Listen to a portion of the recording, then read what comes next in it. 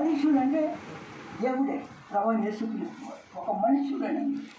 అంటే యేసుప్రభు వారు మనిషి రూపంగా వచ్చారు, దైవత్వంగా ఉంటారు. ఆయన యేసుప్రభు అంటే దేవుడు అయితే ఏముంటుంది అక్కడ ద్రాక్ష తోటలో అంగూరపు చెట్టు ఉంది. ఇక్కడ ద్రాక్ష తోట లోకాన్ని సూచనగా ఉంది, అంగూరపు చెట్టు ఇజ్రాయేలుకి సూచనగా ఉంది. ఒక రెఫరెన్స్ చెప్తాను, మీకు బాగా తెలిసింది. ఈయన పాట పాడుతుంది. ఎలా పాడుతున్నాడో మీరే పాడండి. యెషయా గ్రంథం 5వ అధ్యాయం మొదటి 3 వచనాలు చదవండి. యెషయా గ్రంథం 5వ అధ్యాయం మొదటి 3 వచనాలు చదివి, అతని ద్రాక్ష తోటను బట్టి నాకు ఇష్టమైన దాన్ని బట్టి పాడేదని తెలియదు. సత్వ భూమి గల కొండ మీద నా ప్రియునికి ఒక ద్రాక్ష తోట ఉంది. ఏమని పాట పాడుతున్నా, నా ప్రియుని గురించి పాడేదని వినియాలి. ఇప్పుడు మనం కూడా యేసుప్రభుని ప్రియునిగా గురించి పాటలు పాడతాం. మనం సంతోషంగా ఉన్నప్పుడు పాడతాం, అవునా కాదంటారు. ఎప్పుడైనా పాడుకోవచ్చు, మీరు వంట చేస్తా కూడా పాడుకోవచ్చు. అంటే ఏమని పాడుతున్నాడంటే, అతని ద్రాక్ష తోటను బట్టి నాకు ఇష్టమైన వారిని గురించి పాడాడు. అప్పుడు మీకు కూడా ఏమనిపిస్తుంది, ఇష్టమైన పాటలు పాడుకుంటారు. అంతే కదా, ఎవరు ఇష్టం వచ్చిన పాటలు పాడుకుంటారు, అవునా కాదు. మనకి ఏ పాట బాగా ఇష్టమో ఆ పాట మనం పాడుకుంటాం. అలాగే మన ప్రభువు కూడా పాట పాడుతున్నాడు. నా ప్రియుని గురించి పాడేదని విని అతని ద్రాక్ష తోటను బట్టి నాకు ఇష్టమైన వారిని గురించి పాడేదాను. ప్రభువు ఇష్టమైన వాళ్ళ గురించి పాట పాడుతున్నాడు. ఇక్కడ ఏం చేశాడో ఆ ఇష్టమైన వాళ్ళు అంటే కింద రాసిందనమాట. సత్వ భూమి గల కొండ మీద నా ప్రియునికి ఒక ద్రాక్ష తోట ఉండేది. సత్వ భూమి గల కొండ మీద నా ప్రియునికి ఒక ద్రాక్ష తోట ఉండేది. అంటే ద్రాక్ష తోట ఎక్కడుంది? సత్వ గల భూమి అది ఎక్కడుంది? కొండ అంటే పైన ఉంది, రాళ్ళు రప్పలతో ఉంది. ఆ కొండ మీద ఉంది. ఆయన దాన్ని ఆ కొండలు రాళ్ళు రప్పలతో ఉంటే ఆయన బాగా త్రవ్వి ఏం చేశాడు, రాళ్లను అందులో ఉన్న రాళ్లను తీసేసి శ్రేష్టమైన ద్రాక్షావళిని తెచ్చి నాటారు. ఇప్పుడు మీరంతా ప్రభుకి శ్రేష్టమైన వాళ్ళు. ఒకప్పుడు మనమంతా సాతాను బిడ్డలను, సాతాను ఆధీనంలో ఉన్నారు. 8 ఎవరు చేస్తారు 45 మీ తండ్రి అపవాది. మన తండ్రి మీ అంటే మీ కాదు, మన తండ్రి మీది మాట్లాడు, వేరుగా భావించకూడదు. మన తండ్రి అపవాది, మీ అయినా ఉంది కాబట్టి చదివాడు. అయితే మన తండ్రి అపవాది అమ్మింది ఆదాము గారు. అక్కడి నుంచి యేసుప్రభువు తన స్వర్గాన్ని ఇచ్చి మనల్ని విడిపించి ఆయన మనకి తండ్రిగాను ప్రభువుగాను దేవుడిగా ఉన్నారు యేసుప్రభువు. అయితే అందులో ఏం చేశారు, మంచి ద్రాక్షావళిని తెచ్చి నాటాను అంటారు. ఇప్పుడు నాటినప్పుడు ఏమవుతుంది, వ్యవసాయదారుడు ఇప్పుడు మీరు ఒడ్డు ఏం చేస్తారు, నీళ్ళు కలిపి దుక్కు తిని తర్వాత విత్తనాలు వేస్తారు కదా.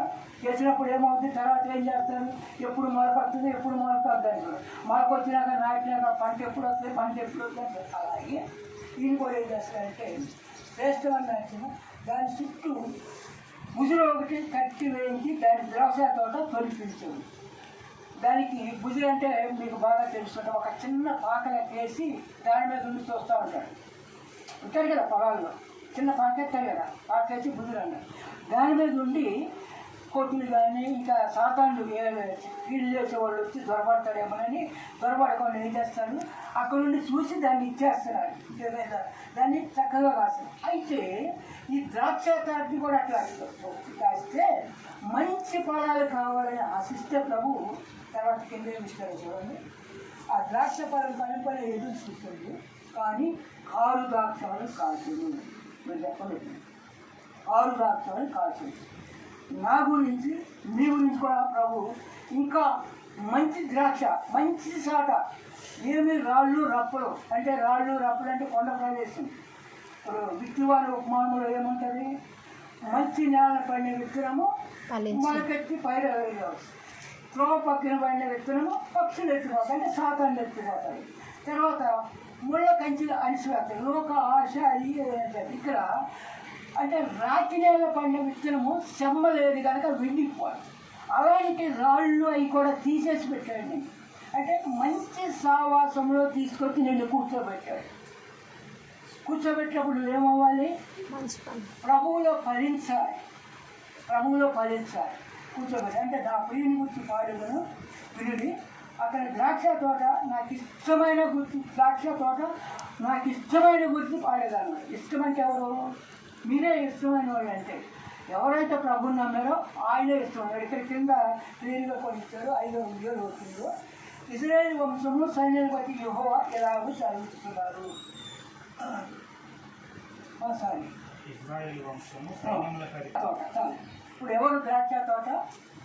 యూదా వంశాన్ని ఇష్టంగా ఎన్నుకున్నారు. యూదా అంటే ఏంటి? స్తుతించడం. మన క్రైస్తులు ఎంతోమంది ఉన్నారు, లేదంటే వాళ్ళందరినీ ఎన్నుకోవాలి. అలాగనే యేసు ప్రభుని ఎవరైతే స్తుతిస్తారో వాళ్ళని ఎన్నుకున్నారు. వాళ్ళు ఎవరానికి? ప్రియుడు. ప్రియుడు అంటే ఇష్టమైన వాళ్ళు, ఇష్టమైన యూదా ఆ మనుషులకు ఆయన ఇష్టమైన వాళ్ళం ఇక్కడ చెప్పేశారు. నీవు నేను ఆయనకి ఇష్టంగా ఉండాలని ఇష్టమైన వనముగా ఉంచుకున్నాడు. అంటే ఇది ఫలించాలి, నిన్ను ఫలించాలి, నువ్వు ఫలించాలి అని నీకోసం ఆయన తండ్రి కుడి పక్కన కూర్చొని నిరంతరం జ్ఞాపకం చేస్తూ ఎదురు చూస్తున్నాం. మీరు కూడా ఏం చేసాం? కారు ద్రాక్షాలు కాచాను. ఇప్పుడు ఏం చేయాలి? ఉంచాలా? తీసేయాలా? ఇప్పుడు మీ వరి చెట్లు మీరు వరి వేస్తారు కదా, సచ్చి వచ్చిందనుకో. నేను చిన్నప్పుడు నేను ట్రక్ చదివినప్పుడు మా పొలం ఉండేది. నేను కొట్టేళ్ళు పొలానికి 1974లో చెప్తున్నా. నాకు బాగా ఈత పడవచ్చు. మా దగ్గర పెద్ద కాలం ఉంది, దాటాల. ఇప్పుడన్నీ బిజీలే. మాకు 2 గేదలు ఉంది, పెద్ద గేద. ఒక్కొక్క గేద 4 లీటర్లు పాలిస్తే అప్పుడు సేల్ అని ఒకటే. మనము ఇష్టంగా ఉండాలి, దేవునికి ఇష్టంగా ఉండాలి. అంటే ఏంటి? అసలు నీ గురించి నీ గురించి నేను ఏం అడుగుతున్నాడు? మీకా గ్రంథం 6వ అధ్యాయం 8వ వచనం చూడండి.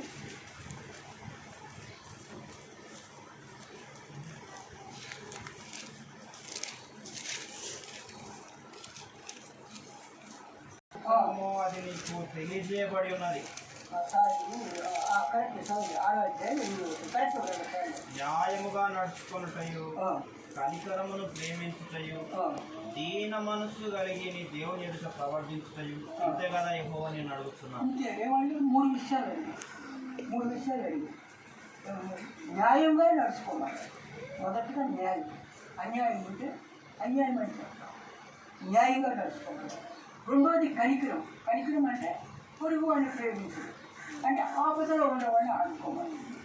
అంటే మనకు శక్తి కొద్ది, అంతేగాని శక్తిని మించి కాదు. మన సహోదరుడు ఆపదలో ఉండేది కానీ ఆదుకోవాలి. అది దాన్ని కనికరం అంటారు.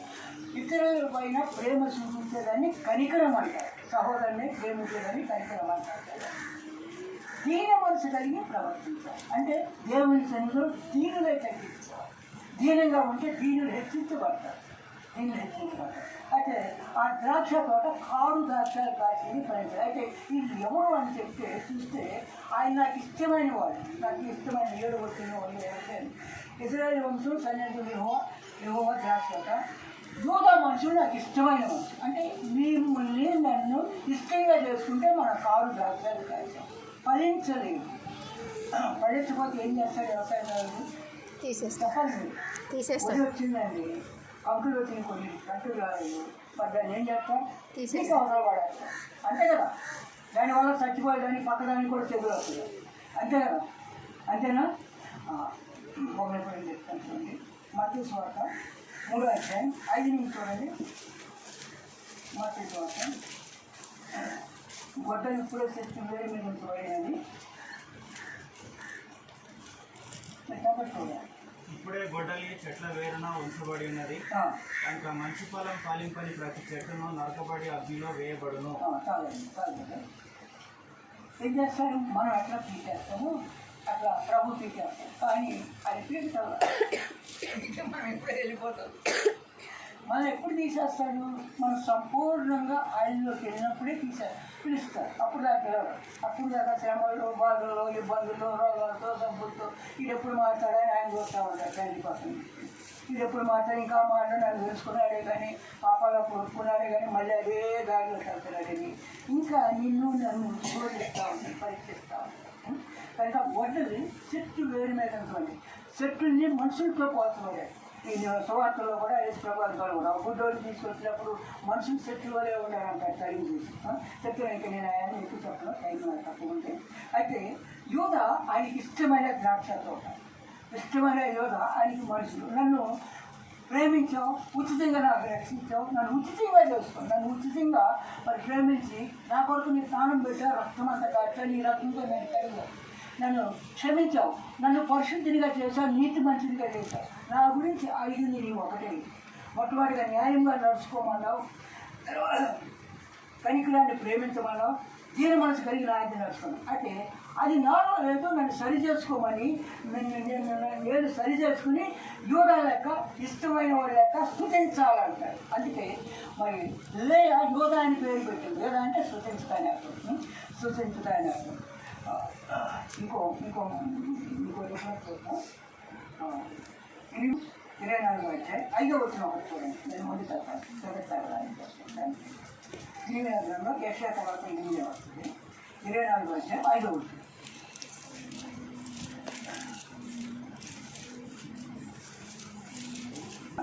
వారికి మేలు కలగవాలని ఈ స్థలము నుండి నేను కల్దీయుల దేశంలో తిరగా పంపు యూదులను అప్పుడు ఈ మంచి అంజూరపు పండ్లను లక్ష్యపెట్టినట్లు లక్ష్యపెట్టుకున్నాను. మళ్ళీ ఒకసారి మేలు కలగవాలని ఏం చేస్తున్నాను? ఈ స్థలం నుండి నేను కల్దీయుల దేశంలో పంపిస్తున్నాను అన్నారు. అంటే 24 ఏమంటే మంచి అంజూరపు చెట్టును లెక్క పెట్టినట్టు ఆ మాట కింద మాట్లాడు అదొకసారి. ఈ మంచి అంజూరపు పండ్లను లక్ష్యపెట్టినట్లు లక్ష్యపెట్టుకున్నాను. మంచి అంజూరపు చెట్టు అంటే అంజూరపు చెట్టు ఇజ్రాయేల్తో పోల్చారు. అంటే వాళ్ళతో పాటు మనల్ని కూడా పోల్చుకుంటారు. మనము ద్రాక్ష తోటలో ఉన్నాం. అయితే ద్రాక్ష తోటలో మరి ద్రాక్ష కాయలు కాయలు లేదు, కాదు ద్రాక్షలు కాయలు. అయినా నాకు ఇష్టమైన వాళ్ళని నేరు పారేయలేదు. వాళ్ళలో మరి ఆ భూమిలో అంటే మన హృదయంలో ఉన్న చెడుని తీసేశాడు. అంటే మన పాపాలను ఒప్పుకున్నప్పుడు రక్తంలో కరిగేశాడు. అందుకే సత్తువ గల భూమిని మరి కొండ మీద ఉన్నప్పుడు ఏం చేశాడు? ఆ రాళ్ళన్నీ తీసి పడేసి శ్రేష్టమైన వాళ్ళగా నాటాను. మొదట శ్రేష్టమైన వాళ్ళని కాదు కానీ తర్వాత శ్రేష్టమైన వాళ్ళగా నాటితే నీవు ఫలించలేదు, నీ ఫలం కోసం నేను ఎదురు చూస్తున్నా అంటున్నాడు.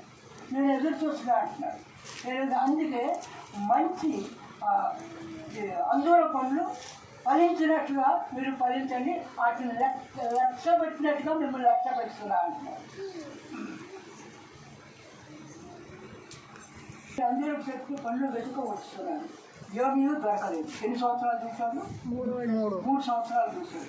మనం ఎన్ని సంవత్సరాలు అయింది? మీరు చెప్పండి, 2 సంవత్సరాలు అయింది. అంటే రక్షించబడి కానీ చిన్నప్పటి నుంచి లెక్కగాదు రక్షించబడి కానీ.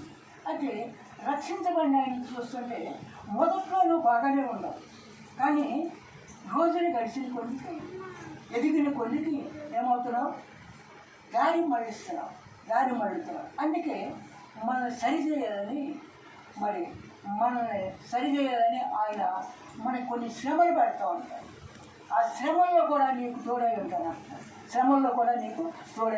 3 సంవత్సరాలు చూసినా కూడా నీవు ఫలించలేదు అంటే ఏం చేయాలి? ఆయన కోపం వస్తుందా రాదా?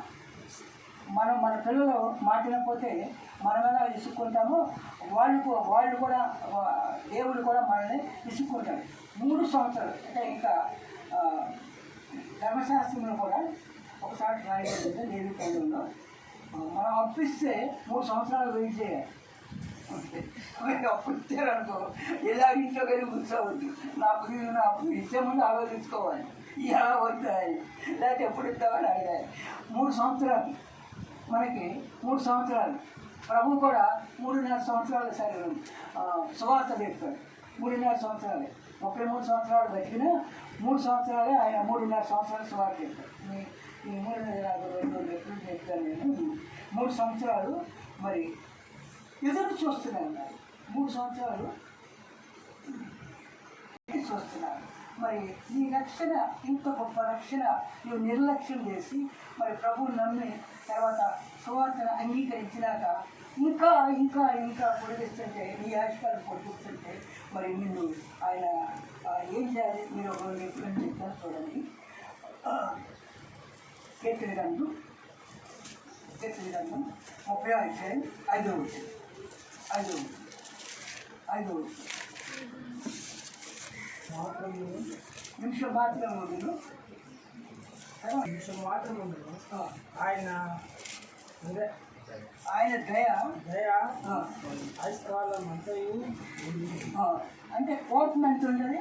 నిమిషం మాత్రమే 3 సంవత్సరాలు కాదు, నిమిషం మాత్రమే. అయితే ఆయన దయ ఆయుష్కాలం అంతయో నిలిచి ఉంటుంది. ఆయన దయ ఆయుష్కాలం అంతా నిలిచి ఉంటుంది. అంటే కోపము నిమిషం, దయ ఆయుష్కాలం. అంటే ఆయన ధైర్యంగా నీవు నేను ఉండలేము ఇక్కడ. అందుకే నా ఆయుష్కాలం నీ ఆయుష్కాలం కూడా పొడిగించాడు. ఆయన దయగల దేవుడు, దీర్ఘశాంతుడు. ఎస్ఏ గ్రంథం 65వ అధ్యాయం. చెడు మార్గం నేర్చుకోవచ్చు, లోబడే ప్రజల వైపు దినమంతా నా చేతులు సాగుతున్నాను. ఇప్పుడు ఏం చేస్తున్నాడు ఆయన? మన ఆలోచనలు ఏదైతే ఉన్నాయో ఆ ఆలోచనలు బట్టి మనం నడుచుకుంటున్నాం. ఆ నడిచిన దాన్ని బట్టి దినమంతా మన కొరకు చేతులు దాకా, దినమంతా చేతులు దాటి నిన్ను నన్ను రక్షించాలని చేతులు దాకా. అయినా ఇంకా మనము అదే విధంగా ఉంటాం. అంటే మారు మనసు తగిన ఫలం ఫలించేది లేదు ఎలా మీరు నరికి వేయబడతారు. మత్తయి సువార్త 3వ అధ్యాయం 12వ వచనం చూడండి.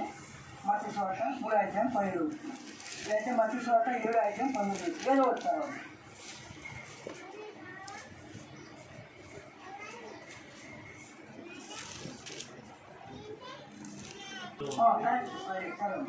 ఆయన తన కళ్ళమును బాగుగా శుభ్రం చేసి గోధుమలను కొట్టులో పోసి ఆరని అగ్నితో కొట్టును కాల్చిపోయినని వారితో చెప్పాను. ఇదే అధ్యాయం 7:19 చూడండి. మంచి ఫలములు ఫలింపని ప్రతి చెట్టు నరకబడి అగ్నిలో వేయబడును. మంచి ఫలింపని ప్రతి చెట్టు నరకబడి అగ్నిలో వేయబడు. అంటే ఇప్పుడు మనం ఎలా ఉంటాము? ఇక్కడ 12 వరకు ఆయన చేట అంటే మీకు బాగా తెలుసు. దీని అర్థం కాదు, చెరుగుతుంది అర్థం అన్నారు సార్. చెరుగుతామంటే ఏంటి?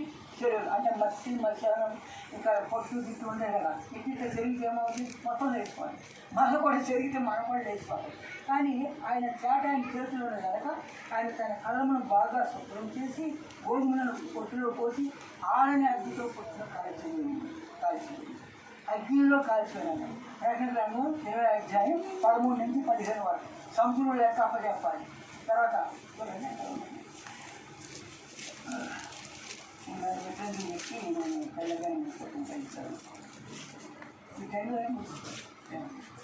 మృతులను అప్పగించను, మరణమును పాతాళ లోకమును వాటి వశంలో ఉన్న మృతులను అప్పగించను. వారిలో ప్రతివాడు తన క్రియల చొప్పున తీర్పు పొందెను. మరణమును మృతుల లోకమును అగ్నిగుండంలో పడేను. అగ్నిగుండంలో పడేను. ఈ అగ్నిగుండంలో మొదటిగా ఎవరు వెళ్తారంటే అంత్యక్రీస్తు అబద్ధం లాస్ట్ సాధారణ అప్పుడు దీన్ని శరీరంతోనే అరవై యుద్ధంలో ప్రభు నోటి మాటతో ఇచ్చేసి సైన్యాలను డైరెక్ట్ తంటే దాంట్లో పడతారు. కనుక మనం ఏం చేశాడు? పొట్టుని దేంతో పోల్చాడు? అవిశ్వాసంతో పోల్చాడు. వాళ్ళకి కూడా ఫలాన్ని ద్రాక్ష తోటతో పోల్చాడు. అందుకే మీకు బాగా తెలిసిన మాట అంటే ఇప్పుడు మనం ఎక్కడికి వెళ్తాం? సముద్రం కూడా లెక్క అప్పచెప్పాలి. ప్రభుకి ఏం చేయాలి? సముద్రం లెక్క అప్పచెప్పాలి, నీళ్ళు లెక్క అప్పచెప్పాలి, నీళ్ళు లెక్క అప్పచెప్పాలి. సెకండ్ మెసేజ్లో కూర్చుంటారు.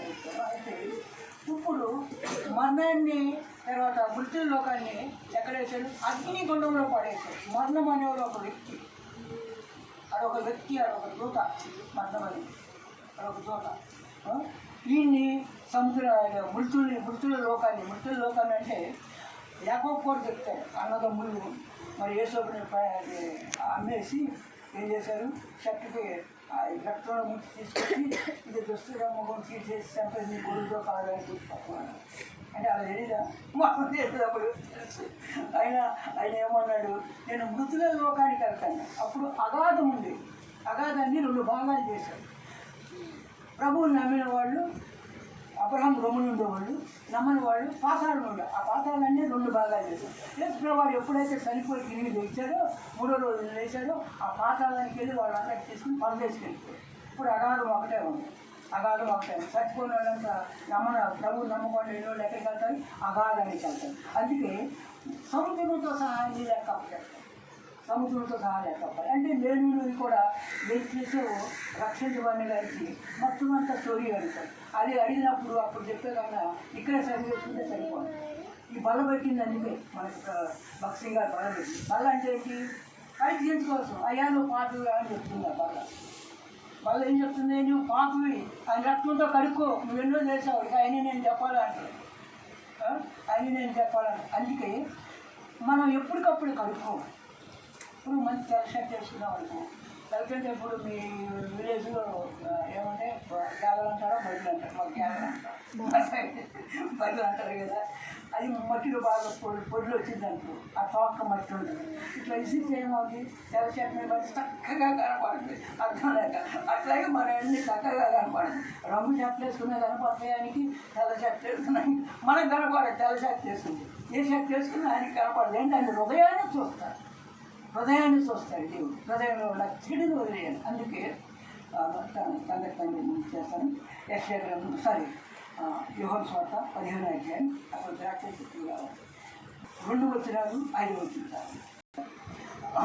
నాలో ఫలింపని ప్రతి తీగను మొదటి వచనం 15. నేను నిజమైన ద్రాక్షవల్లిని, నా తండ్రి వ్యవసాయకుడు. నాలో ఫలింపని ప్రతి తీగను ఆయన తీసి పారవేయను. ఫలించు ప్రతి తీగ మరి ఎక్కువగా ఫలింపవలనని దానిలోని పనికిరాని తీగలను తీసివేయను. 5వ వచనం. ద్రాక్షవల్లిని నేను, తీగలు మీరు. ఎవడు నా యందు నిలిచి ఉండునో, నేను ఎవరి యందు నిలిచి ఉండునో వాడు బహుగా ఫలించును. ఏమన్నా ప్రభు, ఇప్పుడు నేను నిజమైన ద్రాక్షవల్లి అంటే ఆయన ఎవరు? నిజమైన ద్రాక్షవల్లి. మీరు ద్రాక్ష తోటలో మనం ఉండాము. ఆయన అంటుకుని ఉన్నారు. ఏమన్నా అంటే నా తండ్రి వ్యవసాయకుడు. యశ్వభా చెప్తున్నారు. అందుకే ఆ మనుషులు అంటే ప్రభు యేసుక్రీస్తు వారని చెప్పింది. ఆ మనుషులు అంటే ప్రభు యేసుక్రీస్తు వారు. ద్రాక్ష తోట అంటే ఇశ్రాయేలు, నీవు, నేను, లోకము. యెషయా గ్రంథంలో ద్రాక్ష తోట అంటే లోకము, లోకస్వార్తలో ఇశ్రాయేల్స్, మరి లోకం కూడా వస్తుంది. అందుకే నేను నిజమైన ద్రాక్షవాన్ని, నా తండ్రి వ్యవసాయకుడు. నాలో ఫలింపని ప్రతి తీగనే తీసిపారేస్తాను. మొక్కమాటలు లేకుండా చెప్పేస్తున్నాడు. ఇప్పుడు మొక్కమాటలు లేకుండా చెప్తున్నాడు. కనుక సమయం ఇచ్చాడు నీకు. సమయం ఇచ్చినప్పుడు పరీక్షించుకుని సరి చేసుకోవాలి. నాలో పనికిరాని తీగలని తీసుకెళ్ళాలి. అయితే ద్రాక్షవల్లిని నేను, తీగలు మీరు. ఎవరిని ఆయన నిలుస్తుందో, నేను ఎవరి యందు నిలుస్తుందో వాడు బాగుగా ఫలించదు. నీ యందు ఆయన ఉండాలి. అంటే ఇంకొక రెఫరెన్స్ ఉంది, ఆ మాట చెప్పాను. మూడో అధ్యాయం యోహాను రాసిన పత్రిక 3వ అధ్యాయం 4వ వచనం చూడండి. మొదటి పత్రిక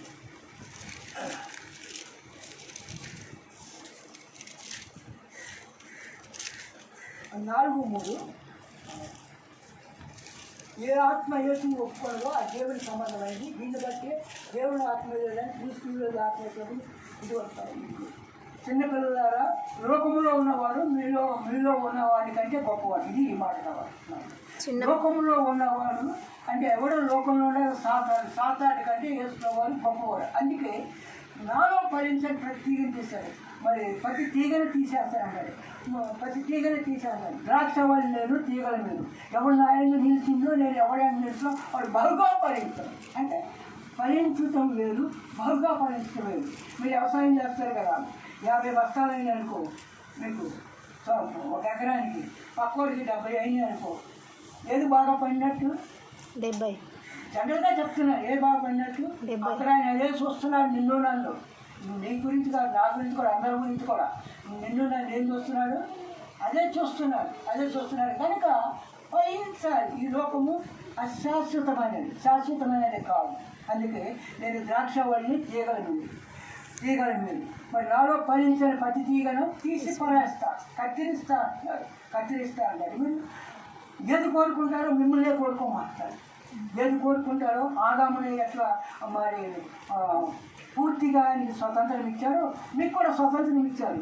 అందుకే నేను న్యాయంగా నడుచుకోమంటున్నాడు, కనికరాన్ని ప్రేమించమంటున్నాడు. తర్వాత దీన మనసు అన్నాడు. దీనుడై ఉంటే ఆయనలో నువ్వు బహుగా ఫలిస్తావు. లోకంలో ఉండే అంత శరీరాశ నేత్రాశ దేవోత్తమం అవి తండ్రి వల్ల కాదు. లోకము దాని ఆశ గతించిపోతున్నది. దేవుని శక్తిని కలిగించుకోవాలని నిరంతరం నిలుస్తుంది. ఇక ఆపద వచ్చినా ఒక నిమిషమే ఉండదు. అది మాట చెప్తారు. ఆయన కోపం నిమిషం మాత్రమే ఉంటుంది. ఆయన దయ ఆవిష్కారం అంతా ఉంటుంది. నువ్వు జీవించినంత కాలం ఉంటుంది ఆవిష్కారం. నాకు తెలిసి ఎప్పుడో కూడా 80 సంవత్సరాల పైనే ఉండాలి. నేను మన ఇచ్చాను మొన్న ఈ మధ్య సెప్టెంబర్లో జరిగింది కదా సేవకుల మీటింగ్. ఎల్డర్స్ సేవకు భక్సింగాలు ఉన్నప్పుడు నేను చాలాసార్లు వెళ్ళాను. నేను చాలాసార్లు నా పెళ్ళి కూడా వెళ్ళాను. ఆయన ఉన్నప్పుడు నా పెళ్లి కాకుండా బ్యాచులర్గా మా అన్నయ్య దగ్గర ఉన్నప్పుడు మా అన్నవాడు అంత పెళ్ళి ఉండేది. అప్పుడు ఎస్ఆర్నగర్లో ఉండేవాడు. ఎప్పుడు ఇది 1974 స్టోరీ. మన వెళ్ళింది కాదు 19. ఆయన అప్పుడు చాలా బాగా చెప్పేవాడు భక్సింగ్గా. యూత్ మీటింగ్కి యూత్ క్యాంపస్కి అన్నిటికీ వెళ్ళేవాడిని. అన్నిటికీ వెళ్ళేవాడు. చక్కగా ఎంతో మరి మీరు ఎంతో విలువైన తెలుస్తారు కూడా. ఆయన ఎంతో చెప్పాడు యూత్ మీటింగ్. ఎప్పుడు అక్టోబర్ 2వ తారీఖుని, తర్వాత జనవరి 15, 16, 26 మీటింగ్లు, ఇంకా 3 నెలలు సార్ మే నెలలో మళ్ళీ బాక్స్ సెలబ్రేసి మరి లాస్ట్లో 27 అయ్యే కంటిన్యూ చేస్తారు వీళ్ళు కూడా. కానీ ఈ మధ్య చేయలేదు. అప్పుడు మన ట్రస్ట్ హ్యాండ్ ఓవర్లో ఉండేది ఒక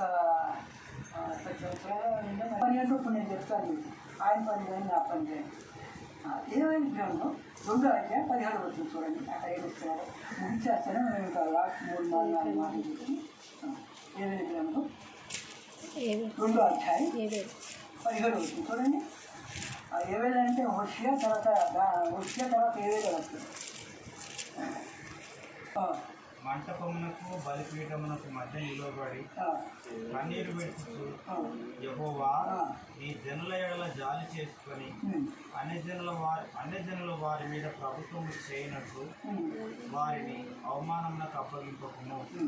లేని ఎడల అన్యజనులు వారి దేవుడు ఏమాయన అందురు కదా అని వేడుకున్నాడు. అంటే ఇది యాజకుడు చేయాల్సిన పని ఏంటంటే యెహోవా పరిశీలించే యాజకుడు మండపానికి తర్వాత బలిపీఠానికి మధ్యలో ఉండాలి.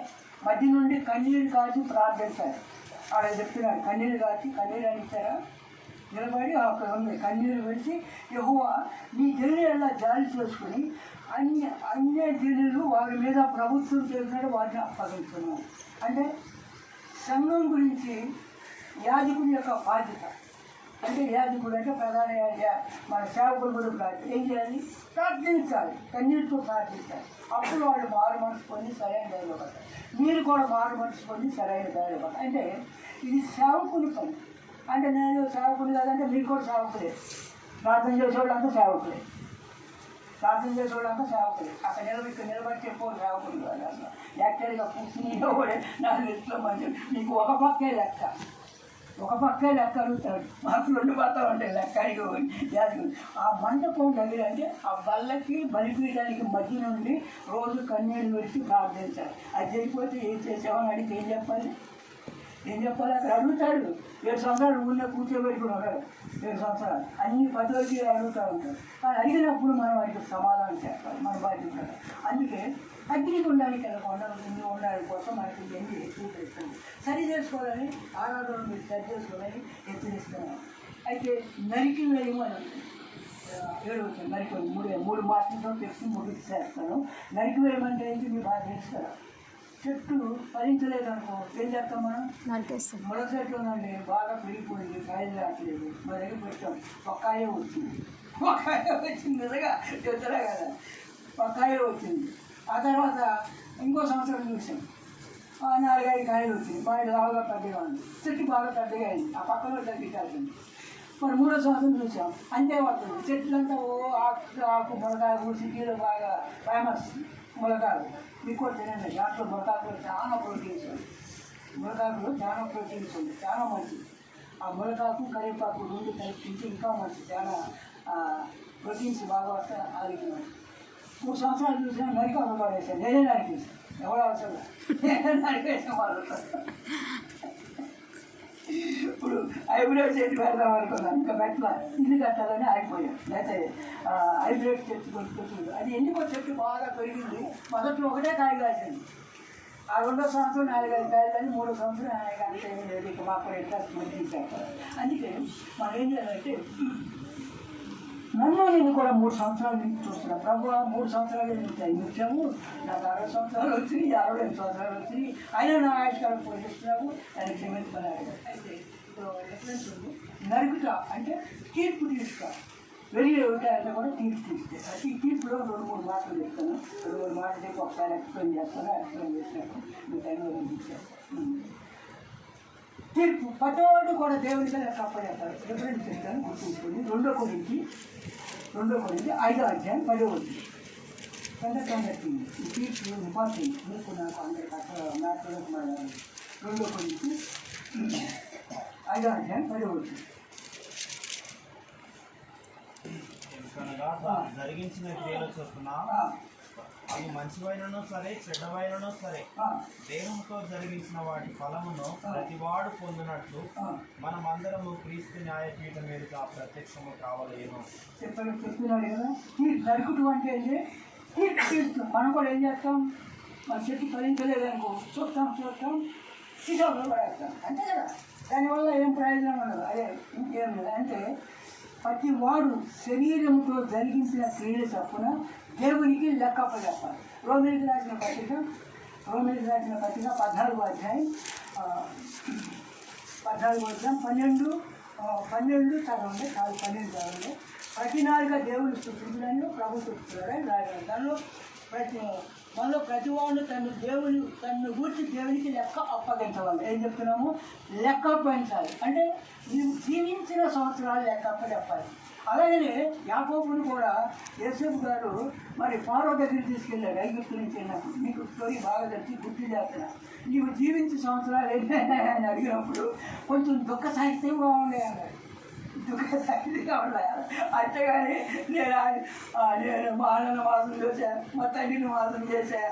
ఇప్పుడు సాక్ష్యం చెప్పమంటే నేను ఏం చెప్తాను, నేను పద్దాక అక్కడి కాంపౌండ్ తింటా దాంట్లో అట్లా చెప్పద్దు.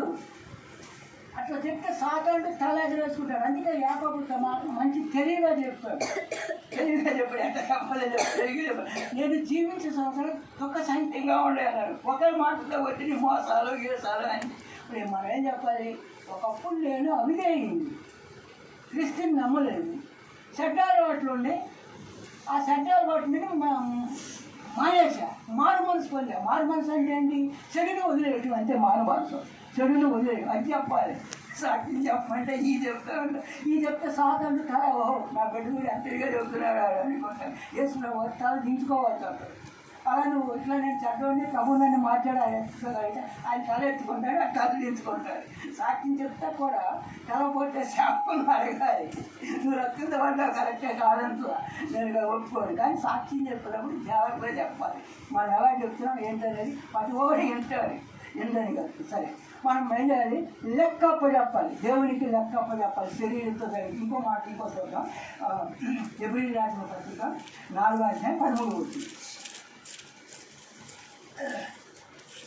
4వ అధ్యాయం 13వ వచనం. వీటన్ని లాస్ట్లో. మరియు ఆయన దృష్టి కనబడే శిక్షణ ఏది లేదు. మనకి ఎవరికి లెక్క అప్పచెప్పాలో ఆ దేవుని కళ్ళకు సమస్తం మరుగులేక ఖ్యాతగా కనబడుతున్నది. అంటే మనం ఏం చేస్తున్నామన్నీ ఆ దేవునికి అంటే ప్రభువుని యేసుక్రీస్తు వారు అన్నీ చూస్తున్నారు. ఆయనకే లెక్క అప్పచెప్పాలి. ఆయనకే. 1 పేతురు 4వ అధ్యాయం 17వ వచనం. 1 పేతురు 4వ అధ్యాయం 17వ వచనం. కాలము వచ్చి ఉన్నది, అది మన యుద్ధకి ఆరంభమైతే దేవుని సువార్తకు అవిధేయులైన వారి గతి ఏమవును. మరియు నీతిమంతుడే రక్షింపబడుట దుర్భయమైతే భక్తిహీనుడు పాపి ఎక్కడ నింపురు. కాబట్టి దేవుని చిత్త ప్రకారము బాధపడువారు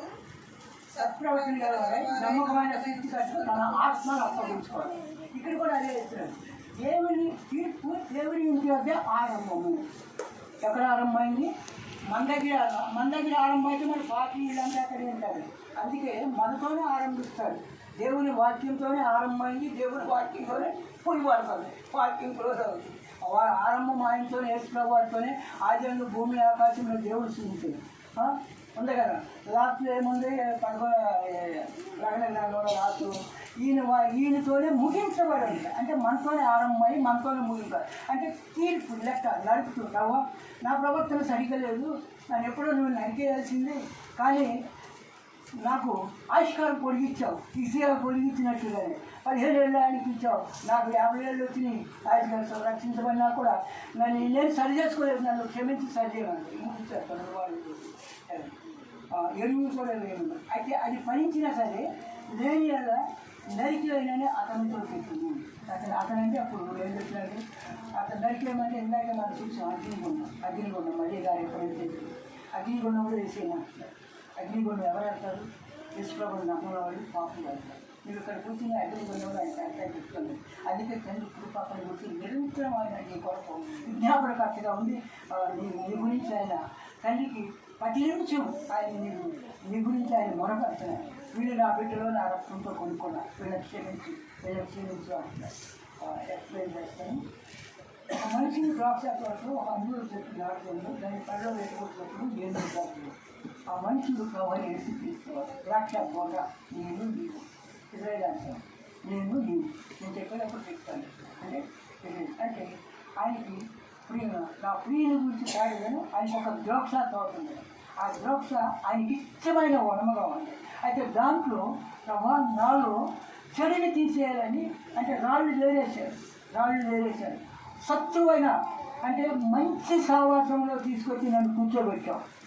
మరి ఆ మంచి సావాసంలో కూర్చోబెట్టినా కూడా నేను అలాగే ఉండాలి ప్రభావ, నన్ను క్షమించమని. తప్పేమీ లేదు, ఇక్కడే సరి చేసుకోవాలి. మళ్ళీ అవకాశం ఉండదు. అక్కడికి వెళ్ళినాక నీకు న్యాయాలు మళ్ళీ పూర్వకానికి అంతా మళ్ళీ నేను సరి చేసుకోవడానికి కుదరదు, రాదిక. అందుకనే ధనవంతులు కూడా అడిగాడు, నాకు 5 సహోదరులు ఉండాలి, మరి వాళ్ళు ఈ బాధకరమైన స్థలానికి వస్తారు, ఒకరిని పంపించమన్నాడు. మోసే ప్రవక్త ఉండారు అన్నారు. అంటే ఏంటి, వాళ్ళు మాట్లాడితే ఏంటి అన్నారు, నేను పంపించినా కొన్ని నమ్మరు అన్నారు. అంతే కదా.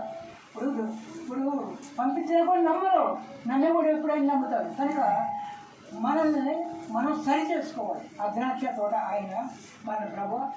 నేను ద్రాక్షవల్లిని, నా తండ్రి వ్యవసాయం, నాలో ఫలింపడిన తీగను తీసి పారవేస్తాను. నేను ఫలించలేదు, అయినా నన్ను నా జీవితాన్ని పొడిగించావు, నీ కృతికని తెలుస్తున్నాడు.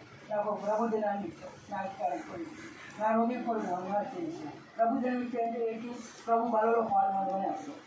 బలలో పాల్గొనమని ఆ బల ఏంటి? నేను పరీక్షించుకున్నా నీ మనసులో ఒప్పుకో, అంతేగాని ఆడు ముందు ఒప్పుకోవడం కాదు.